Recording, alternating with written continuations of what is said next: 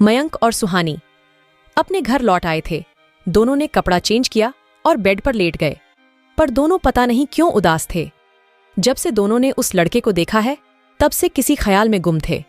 सुहानी ने आंखें बंद कर लीं, लेकिन नींद उसकी आंखों से कोसों दूर थी।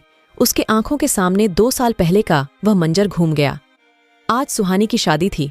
सुहानी के पिता आर्थिक रूप से बहुत अच्छे नहीं थे, लेकिन उन्होंने किसी तरीके से सुहानी को पढ़ाया, लिखाया और उसे इस काबिल बनाया कि अपने पैरों पर सुहानी खड़ी हो पाए। सुहानी बहुत ही ब्रिलियंट थी और सुंदर तो वह थी, इसलिए सुहानी की शादी एक बहुत बड़े घर में तय हुई थी। सुहानी के पिताजी ने अपने समस्त जमा पूंजी सुहानी की शादी के लिए निकाल लिया। उनके आगे पीछे और कोई नहीं था सिवाय सुहानी के। पूरा घर दुल्हन की तरह सजा हुआ था। रंगीन लाइट और फूलों से पूरा मंडप शादी के लिए तैयार करवाया गया था। पूरा घर रिश्तेदारों से भरा पड़ा था। शहर का मशहूर कैटर्स खाने पीने का काम देख रहा था। चारों तरफ खुशहाली का माहौल था। सुहानी के पिताजी अपनी हिम्मत से ज्यादा खर्चा किया था। सुहानी लाल सुर्ख जोड़े में बहुत ही खूबसूरत लग रही थी। ब्यूटिशियन ने उसे बहुत ही सुंदर सजाया था। लाल कलर का जोड़ा जिस पर सुंदर दरदोजी और मोतियों का हैंडवर्क था और मैचिंग ज्वेलरी, हाथ में कोहनी तक भरी चूड़ियां और सुंदर सा बालों का डिजाइन सुहानी का रूप और निखार के आ रहा था। बारात आ गई, बारात आ गई का शोर गूंजा। सुहानी के दिल की धड़कन बढ़ गई। सुहानी के ससुराल वाले संपन्न थे, ये बात उनके बारात में दिख रहा था। और सुहानी का होने वाला हस्बैंड वो भी कुछ कम नहीं था। गोल भरा पूरा चेहरा, सुतवा नाक और उसकी जरी की कढ़ाई वाली शेरवानी जिसमें बहुत ही करीने से मोती और सितारे गुथे हुए थे और सोने के बटन, कलफदार सुंदर सा टोपी। घोड़े पर बैठा हुआ किसी रियासत का राजकुमार लग रहा था। उसका नाम शिवम था। सुहानी की सहेलियां दुल्हे को देखकर अनायास आहें भरने लगीं और सुहानी के किस्मत की तारीफ करने लगी। सुहानी के दिल में प्यार की उमंगें उठ रही थीं। बारात का स्वागत करने के लिए सुहानी के पिता आगे आए। सब कुछ खुशी खुशी संपन्न हो रहा था। तभी शिवम के पिताजी दहाड़े, ये शादी नहीं होगी। सभी भौचक के रह गए। सुहानी के पिताजी भागते हुए आए और पूछने लगे, क्या हुआ समधी जी, हमसे कुछ गलती हो गई क्या? उनके चेहरे और हाव भाव ऐसे थे जैसे अभी रो देंगे। गलती? अरे आपने हमें किसी को मुंह दिखाने लायक नहीं छोड़ा। सभी रिश्तेदारों के सामने हमारी बेइज्जती कर दी। शिवम के पापा गुस्से से उबल रहे थे। सुहानी के पापा ने कहा, समधी जी बताइए हमसे क्या गलती हुई है? मैं अभी ठीक कर दूंगा। उनकी हालत खराब थी। अरे जाओ, आप क्या ठीक कर दोगे? यहां ना खाने का कोई खास व्यवस्था है और ना रुकने की, और ऊपर से खाना इतना घटिया कैसा व्यवस्था किया है? समधी जी ऐसा ना कहिए, मैं तो कैटर्स को वह सब कुछ दिया था जो जो मांगा था। गुस्सा थूक दो। आपकी इज्जत, हमारी इज्जत। सुहानी के पिताजी के आंखों में आंसू थे। अपने साथ मुझे ना घसीटो। हम तुम्हारे जैसे नीच नहीं हैं जो दरवाजे पर बुलाकर मेहमान को भर पेट ना खिला पाएं। ऐसा पता होता तो हम तुम्हारे जैसे भीखमंगे के यहां शादी ही नहीं करते। शिवम के पापा अब भी गुस्से में थे। बहुत सारे रिश्तेदार आसपास जमा हो गए। उन्होंने ने समझा बुझाकर किसी तरह गुस्सा ठंडा किया। फिर सब लोग अपने अपने काम में लग गए। लेकिन शिवम के पिताजी कभी किसी बात पर तो कभी किसी बात पर जली कटी सुनाते जा रहे थे। फेरों का समय हुआ। पंडित जी ने दुल्हन को बुलाने के लिए कहा। सुहानी किसी डरी सहमी गुड़िया की तरह सिमट कर चलती हुई मंडप में आई। उसकी सहेलियों ने उसे उसके पापा की हुई सारी बेइज्जती का हाल बता दिया था। तभी शिवम के पापा ने कहा, फेरे तभी होगे जब आप सारा सामान जो बात हुई है उसे अभी के अभी यहां लेकर आएं। सुहानी के पापा ने कहा, जैसे आप कहें, मैं तो देने के लिए ही लाया हूं। और उन्होंने सारा दहेज का सामान जो देना था मंगवा लिया। Fridge, cooler, washing machine, TV, bed, बिस्तर, पंखा, बर्तन, अलमारी और एक करिश्मा मोटर बाइक।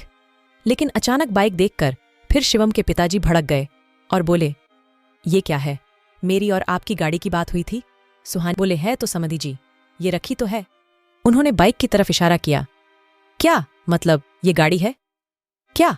ये तो बाइक है।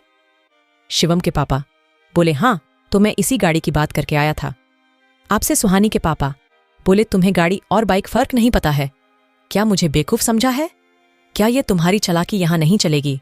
अगर अभी के अभी यहां गाड़ी नहीं आई तो मेरे बेटे से अपनी बेटी की शादी भूल जाओ। शिवम के पापा गरज रहे थे। ऐसा मत करिए समधी जी, मैं बर्बाद हो जाऊंगा। मैं आपके बराबरी का नहीं हूं। सुहानी के पापा रोते हुए बोले, मेरे सामने ये रोने धोने का नाटक नहीं चलेगा। मैंने कहा, अभी मुझे गाड़ी चाहिए। बस समधी जी, मैं इस लायक नहीं हूं कि गाड़ी दे पाऊं। जरा मेरी स्थिति पर गौर कीजिए। मेरी हैसियत नहीं है? जब हैसियत नहीं थी तो क्यों मेरे यहां शादी कर रहे हो? मुझे नहीं मालूम था कि भिखमंगे हो। शिवम के पिता आपे से बाहर हुए जा रहे थे। ऐसा मत कीजिए समधी जी, मेरी बच्ची को इतनी बड़ी सजा मत दो। सुहानी के पापा रोते हुए बोले। पूरा बारात आसपास ही सिमट आया था। सुहानी मंडप में बैठी हुई थी। दुख से उसकी आंखों आंसुओं की धारा फूट पड़ा। उससे अपने पापा की बेबसी देखी नहीं जा रही थी। जब बाप ऐसा है तो बेटी कैसी होगी? देख ली तुम्हारी औकात। जब हैसियत नहीं थी तो इतने बड़े घर में क्यों ब्याह कर रहे हो? किसी राह चलते भिखारी या मजदूर से क्यों नहीं कर दी? अपनी बेटी की शादी तुम्हें पता है, मेरे बेटे की कमाई 1 लाख रुपए महीना है और तुम उसे फ्री में अपने बेटी के पल्ले बांधना चाहते हो। जब तक उसके लिए गाड़ी नहीं मंगाओगे तब तक फेरे नहीं हो पाएंगे। समधी जी, मैं कहां से लाऊं? जो कुछ जमा पूंजी थी सब खर्च कर दिया है। मुझ पर रहम कर दो। मेरी पगड़ी आपके चरणों में है। और सुहानी के पापा ने अपनी पगड़ी उतारने के लिए हाथ बढ़ाया। रुक जाओ पापा, मुझे ये शादी नहीं करनी। अब आपको गिड़गिड़ाने की जरूरत नहीं है।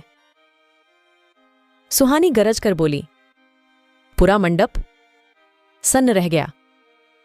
सुहानी चलती हुई अपने पापा के पास पहुंची और उनके आंसू पोंछते हुए बोली, क्यों आप गिड़गिड़ा रहे हैं? ऐसा कौन सा गुनाह कर दिया है आपने?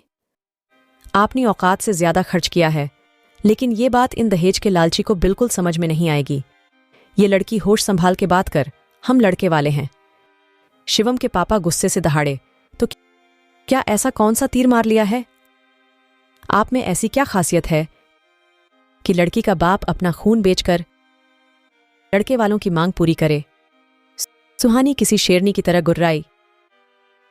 मेरे पापा जितना कर सकते थे उससे ज्यादा कर चुके हैं, लेकिन तुम लालची लोगों का पेट अभी भी नहीं भरा। खाना बेकार है। क्या मेरे पापा बनाने गए थे? कार चाहिए क्यों? कार खरीदने की हैसियत नहीं है। जो भीख मांग रहे हैं। सुहानी गुस्से से बोले जा रही थी, बस बहुत हो चुका। अब मैं अपने पापा के लिए एक शब्द भी गलत नहीं सुन सकती। तुम लोगों की हैसियत और पैसा मेरे पापा के इज्जत के सामने मेरे लिए कोई मायने नहीं रखता। ठोकर मारती हूँ ऐसे घर को जो मेरे पापा का सम्मान नहीं कर सकता। गर्व है आप पर। आप इन स्वार्थी और लालची लोगों से मेरे लिए गिड़गिड़ा रहे हैं। आपके लिए तो इनके जैसों को मैं झूठी की ठोकर पर रखती हूँ। बस आप बिल्कुल रोइए मत पापा। लेकिन बेटा तुम्हारी शादी। सुहानी के पापा बोले, मेरा बेटा करेगा इस लड़की से शादी। तभी भीड़ में से किसी की रौबदार आवाज गूंजी। सब चौंक कर उस ओर देखने लगे जिधर से आवाज आई थी। क्रमशः आगे तीसरे भाग में।